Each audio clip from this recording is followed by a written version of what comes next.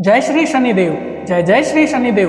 प्रिय भक्तों, हमेशा अपने भक्तों के दुख, कष्ट, बाधाओं और शनि पीड़ा को दूर करने वाले कर्म फलदाता भगवान शनिदेव की सदा ही जय हो।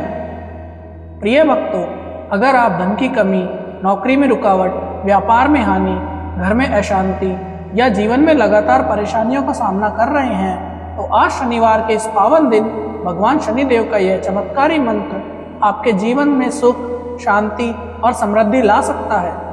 भगवान शनिदेव न्याय के देवता है। वे हर व्यक्ति को उसके कर्मों के अनुसार फल प्रदान करते हैं, लेकिन जो भक्त सच्चे मन, श्रद्धा और भक्ति से शनिवार के दिन उनका ध्यान करता है, उस पर शनि महाराज की विशेष कृपा बरसती है। उनकी कृपा से जीवन की बाधाएं दूर होने लगती है, शत्रु शांत होने लगते हैं, आर्थिक संकट कम होने लगते हैं और बंद किस्मत के द्वार भी खुलने लगते हैं। शास्त्रों में भी बताया गया है कि जो व्यक्ति श्रद्धा से भगवान श्री शनिदेव के मंत्र का जाप या श्रवण करता है, उसके जीवन से दरिद्रता, दुख और नकारात्मकता का धीरे धीरे समाप्त होने लगती है। भगवान शनिदेव अपने सच्चे भक्तों की हर पुकार अवश्य सुनते हैं और उन्हें कष्टों से बाहर निकालते हैं। तो प्रिय भक्तों, आइए आज शनिवार के इस शुभ अवसर पर भगवान शनिदेव के इस चमत्कारी और प्रभावशाली मंत्र का पूरा 108 बार जाप कर लेते हैं। इससे पहले आपसे विनम्र निवेदन है कि यदि आपको हमारा यह वीडियो पसंद आए तो इसे एक लाइक जरूर दें और हमारे YouTube चैनल मंत्र से ज्ञान को सब्सक्राइब करना ना भूलें। कमेंट में जय श्री शनिदेव लिखकर अपनी उपस्थिति जरूर दर्ज कराएं। तो आइए प्रिय भक्तों, भगवान शनिदेव का यह चमत्कारी मंत्र इस प्रकार है। नीलांजन समाभाषम रविपुत्रं यमाग्रजं छायामार्तंड संभूतं तं नमामि शनैश्चरम्। नीलांजन समाभाषं रविपुत्रं यमाग्रजं छायामार्तंड संभूतं तं नमामि शनैश्चरम्। नीलांजन समाभाषं रविपुत्रं यमाग्रजं छायामार्तंड संभूतं तं नमामि शनैश्चरम्। नीलांजन समाभाषं रविपुत्रं यमाग्रजं छायामार्तंड संभूतं तं नमामि शनैश्चरम्। नीलांजन समाभाषं रविपुत्रं यमाग्रजं छायामार्तंड संभूतं तं नमामि शनैश्चरम्। नीलांजन समाभाषं रविपुत्रं यमाग्रजं छायामार्तंड संभूतं तं नमामि शनैश्चरम्। नीलांजन समाभाषं रविपुत्रं यमाग्रजं छायामार्तंड संभूतं तं नमामि शनैश्चरम्। नीलांजन समाभाषं रविपुत्रं यमाग्रजं छायामार्तंड संभूतं तं नमामि शनैश्चरम्। नीलांजन समाभाषं रविपुत्रं यमाग्रजं छायामार्तंड संभूतं तं नमामि शनैश्चरम्।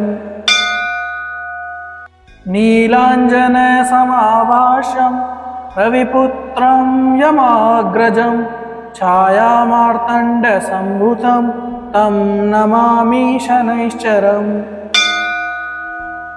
नीलांजन समाभाषं रविपुत्रं यमाग्रजं छायामार्तंड संभूतं तं नमामि शनैश्चरम्। नीलांजन समाभाषं रविपुत्रं यमाग्रजं छायामार्तंड संभूतं तं नमामि शनैश्चरम्। नीलांजन समाभाषं रविपुत्रं यमाग्रजं छायामार्तंड संभूतं तं नमामि शनैश्चरम्। नीलांजन समाभाषं रविपुत्रं यमाग्रजं छायामार्तण्डसम्भूतं तं नमामि शनैश्चरम्। नीलाञ्जनसमाभासं रविपुत्रं यमाग्रजं छायामार्तण्डसम्भूतं तं नमामि शनैश्चरम्। नीलाञ्जनसमाभासं रविपुत्रं यमाग्रजं छायामार्तण्डसम्भूतं तं नमामि शनैश्चरम्। नीलाञ्जनसमाभासं रविपुत्रं यमाग्रजं छायामार्तण्डसम्भूतं तं नमामि शनैश्चरम्।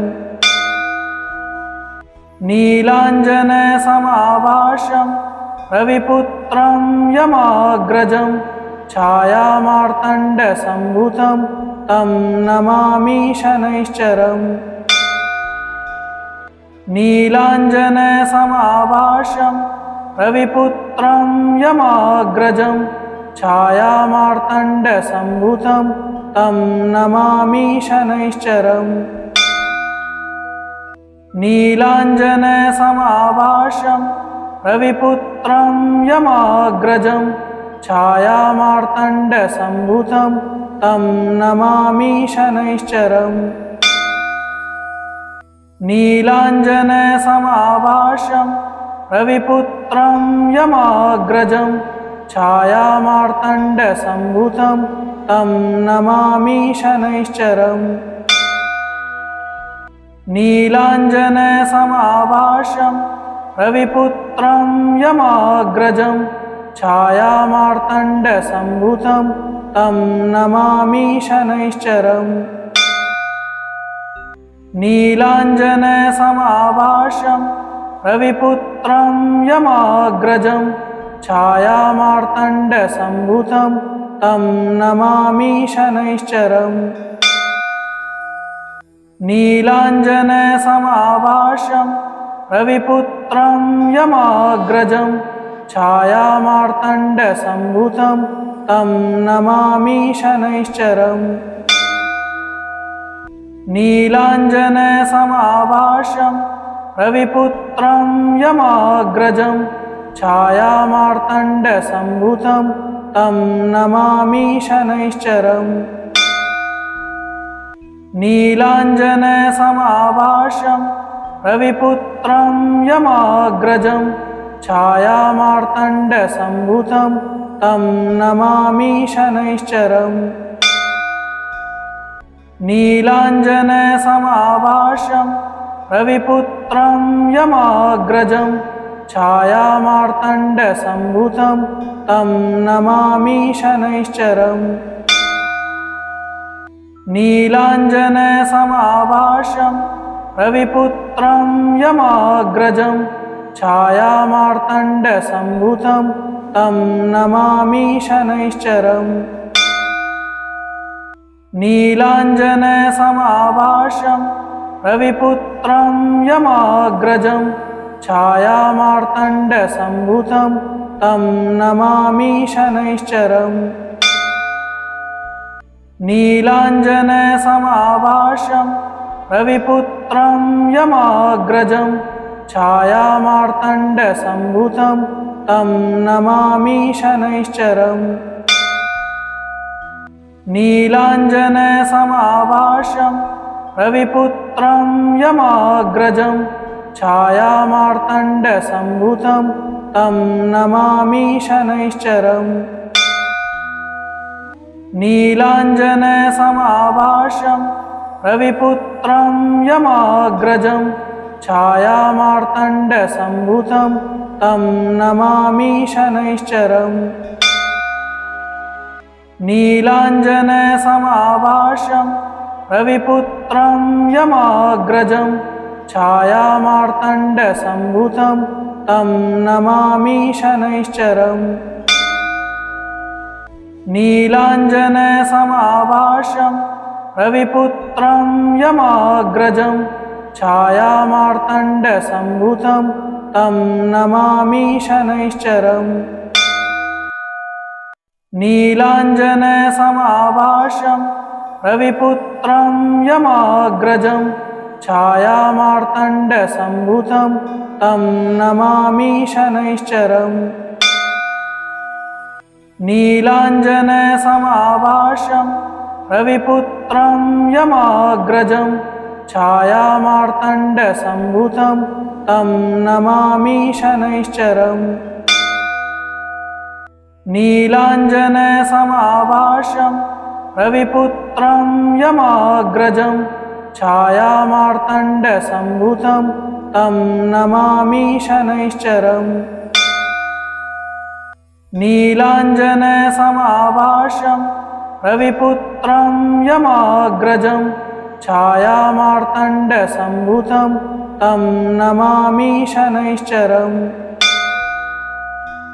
नीलाञ्जनसमाभाषं रविपुत्रं यमाग्रजं छायामार्तण्डसम्भुतं तं नमामि शनैश्चरम्। नीलाञ्जनसमाभाषं रविपुत्रं यमाग्रजं छायामार्तण्डसम्भुतं तं नमामि शनैश्चरम्। नीलाञ्जनसमाभाषं रविपुत्रं यमाग्रजं छायामार्तण्डसम्भुतं तं नमामि शनैश्चरम्। नीलाञ्जनसमाभाषं रविपुत्रं यमाग्रजं छायामार्तण्डसम्भुतं तं नमामि शनैश्चरम्। नीलाञ्जनसमाभाषं रविपुत्रं यमाग्रजं छायामार्तण्डसम्भुतं तं नमामि शनैश्चरम्। नीलाञ्जनसमाभाषं रविपुत्रं यमाग्रजं छायामार्तण्डसम्भुतं तं नमामि शनैश्चरम्। नीलाञ्जनसमाभाषं रविपुत्रं यमाग्रजं छायामार्तण्डसम्भुतं तं नमामि शनैश्चरम्।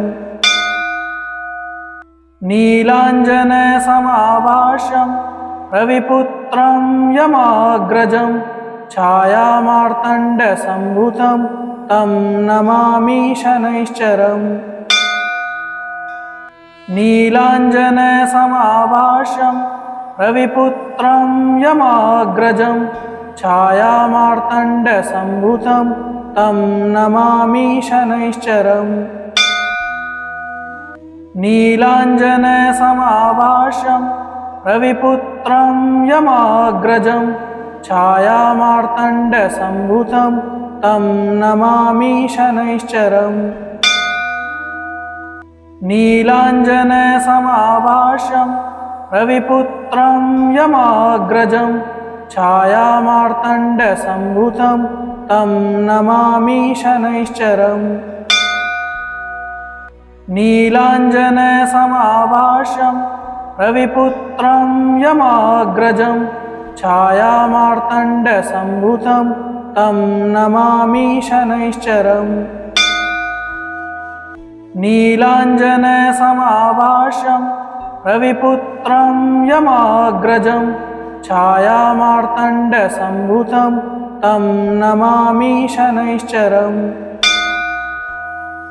नीलाञ्जनसमाभाषं रविपुत्रं यमाग्रजं छायामार्तण्डसम्भुतं तं नमामि शनैश्चरम्।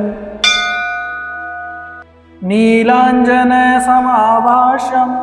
रविपुत्रं यमाग्रजं छायामार्तण्डसम्भुतं तं नमामि शनैश्चरम्।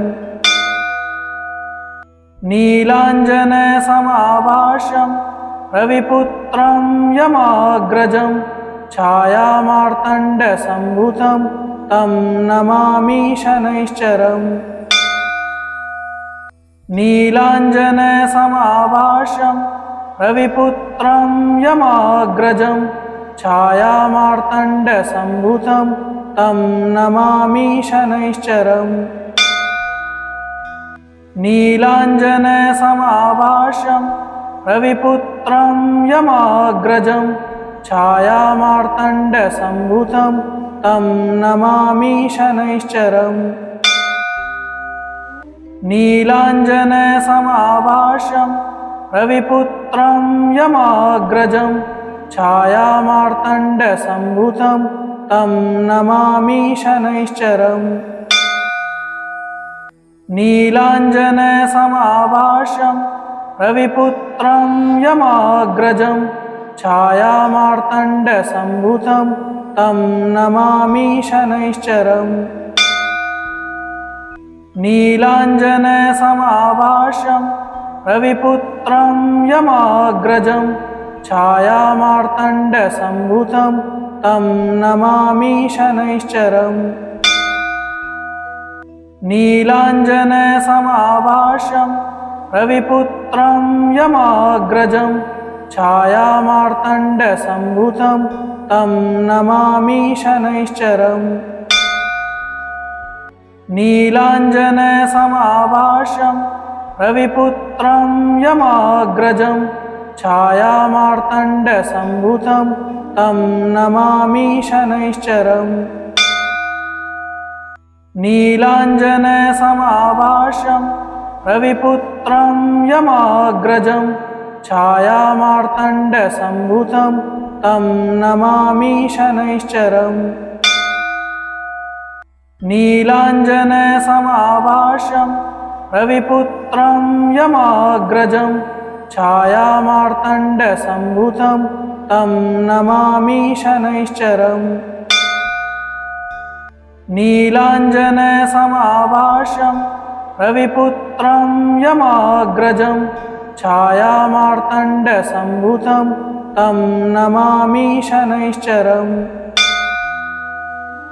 नीलाञ्जनसमाभासं रविपुत्रं यमाग्रजं छायामार्तण्डसम्भूतं तं नमामि शनैश्चरम्। नीलाञ्जनसमाभासं रविपुत्रं यमाग्रजं छायामार्तण्डसम्भूतं तं नमामि शनैश्चरम्। नीलाञ्जनसमाभासं रविपुत्रं यमाग्रजं छायामार्तण्डसम्भूतं तं नमामि शनैश्चरम्। नीलाञ्जनसमाभासं रविपुत्रं यमाग्रजं छायामार्तण्डसम्भूतं तं नमामि शनैश्चरम्। नीलाञ्जनसमाभासं रविपुत्रं यमाग्रजं छायामार्तण्डसम्भूतं तं नमामि शनैश्चरम्। नीलाञ्जनसमाभासं रविपुत्रं यमाग्रजं छायामार्तण्डसम्भूतं तं नमामि शनैश्चरम्। नीलाञ्जनसमाभासं रविपुत्रं यमाग्रजं छायामार्तण्डसम्भूतं तं नमामि शनैश्चरम्। नीलाञ्जनसमाभासं रविपुत्रं यमाग्रजं छायामार्तण्डसम्भूतं तं नमामि शनैश्चरम्। नीलाञ्जनसमाभासं रविपुत्रं यमाग्रजं छायामार्तण्डसम्भूतं तं नमामि शनैश्चरम्। नीलाञ्जनसमाभासं रविपुत्रं यमाग्रजं छायामार्तण्डसम्भूतं तं नमामि शनैश्चरम्। नीलाञ्जनसमाभासं रविपुत्रं यमाग्रजं छायामार्तण्डसम्भूतं तं नमामि शनैश्चरम्। नीलाञ्जनसमाभासं रविपुत्रं यमाग्रजं छायामार्तण्डसम्भूतं तं नमामि शनैश्चरम्। नीलाञ्जनसमाभासं रविपुत्रं यमाग्रजं छायामार्तण्डसम्भूतं तं नमामि शनैश्चरम्। नीलाञ्जनसमाभासं रविपुत्रं यमाग्रजं छायामार्तण्डसम्भूतं तं नमामि शनैश्चरम्। नीलाञ्जनसमाभासं रविपुत्रं यमाग्रजं छायामार्तण्डसम्भूतं तं नमामि शनैश्चरम्। नीलाञ्जनसमाभासं रविपुत्रं यमाग्रजं छायामार्तण्डसम्भूतं तं नमामि शनैश्चरम्।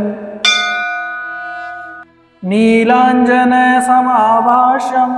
रविपुत्रं यमाग्रजं छायामार्तण्डसम्भूतं तं नमामि शनैश्चरम्। नीलाञ्जनसमाभासं रविपुत्रं यमाग्रजं छायामार्तण्डसम्भूतं तं नमामि शनैश्चरम्। नीलाञ्जनसमाभासं रविपुत्रं यमाग्रजं छायामार्तण्डसम्भूतं तं नमामि शनैश्चरम्। नीलाञ्जनसमाभासं रविपुत्रं यमाग्रजं छायामार्तण्डसम्भूतं तं नमामि शनैश्चरम्।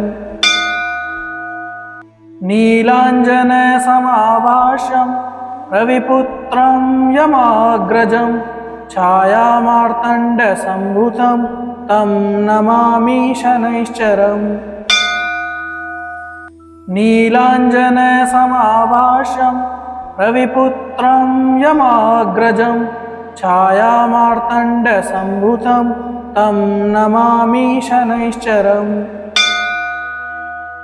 नीलाञ्जनसमाभासं रविपुत्रं यमाग्रजं छायामार्तण्डसम्भूतं तं नमामि शनैश्चरम्। नीलाञ्जनसमाभासं रविपुत्रं यमाग्रजं छायामार्तण्डसम्भूतं तं नमामि शनैश्चरम्। नीलाञ्जनसमाभासं रविपुत्रं यमाग्रजं छायामार्तण्डसम्भूतं तं नमामि शनैश्चरम्। नीलाञ्जनसमाभासं रविपुत्रं यमाग्रजं छायामार्तण्डसम्भूतं तं नमामि शनैश्चरम्। नीलाञ्जनसमाभासं रविपुत्रं यमाग्रजं छायामार्तण्डसम्भूतं तं नमामि शनैश्चरम्। नीलाञ्जनसमाभासं रविपुत्रं यमाग्रजं छायामार्तण्डसम्भूतं तं नमामि शनैश्चरम्। नीलाञ्जनसमाभासं रविपुत्रं यमाग्रजं छायामार्तण्डसम्भूतं तं नमामि शनैश्चरम्। नीलाञ्जनसमाभासं रविपुत्रं यमाग्रजं छायामार्तण्डसम्भूतं तं नमामि शनैश्चरम्। नीलाञ्जनसमाभासं रविपुत्रं यमाग्रजं छायामार्तण्डसम्भूतं तं नमामि शनैश्चरम्।